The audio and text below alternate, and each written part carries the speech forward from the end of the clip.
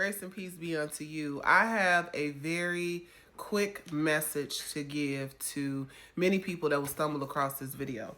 There is a lot of controversy going around a particular lady who went inside of a church, and I believe her name is Jada.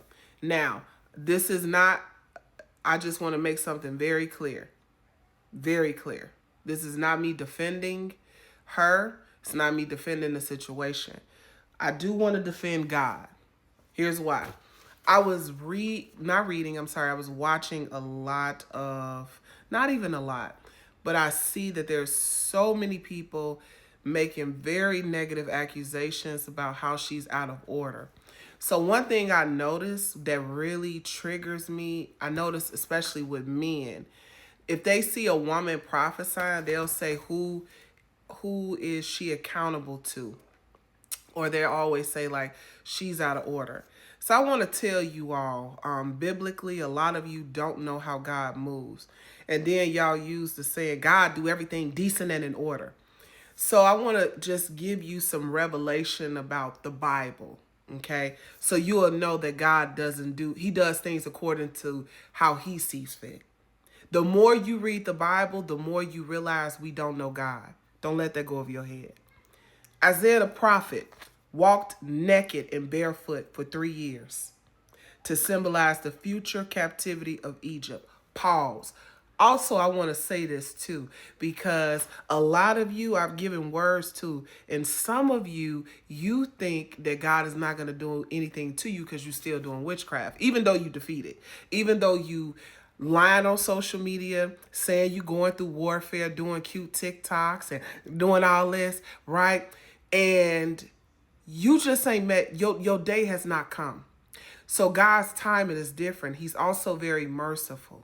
Okay, so Isaiah the prophet, I'm going to repeat that, walked around naked and barefoot for 3 years to symbolize the future captivity of Egypt. Ezekiel laid on his side for 390 days to represent the sins of Israel. And he baked bread over human waste to illustrate the scarcity and defilement of food during the coming judgment. Let's keep going. Jeremiah smashed jars and carried yokes to show God's judgment. Jesus turned over the tables in the temple. But y'all say he do things decent and in order. He went inside the temple. Let me give y'all one more. Apostle Paul originally tried preaching the word of God to the church folks, aka the Jewish people. They highly rejected him. So he went to the Gentiles.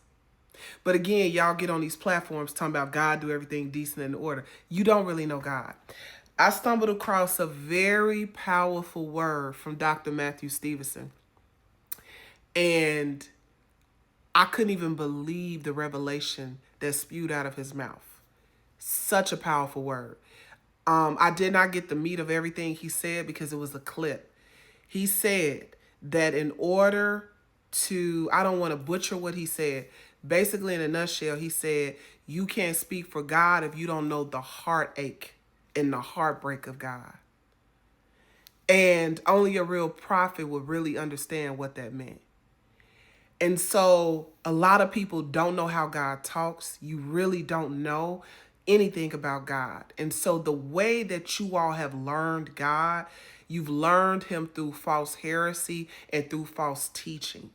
Now, this is not me getting in any of that because I don't have anything to do with the outcome and why she was led to do what she did.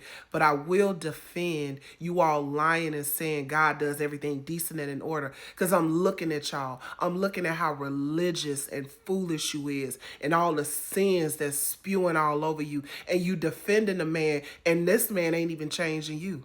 And I'm talking about Philip Anthony Mitchell, because y'all still living in sin. So you're defending something, but yet you're still not changing.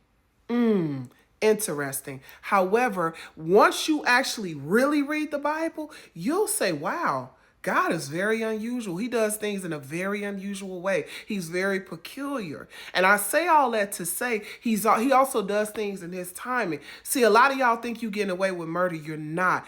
God comes, he strikes like a thief in the night. He does it when you least expect it. Don't let that go over your head. Don't let this message go over your head. I admonish you all to open the Bible and start reading it for yourself.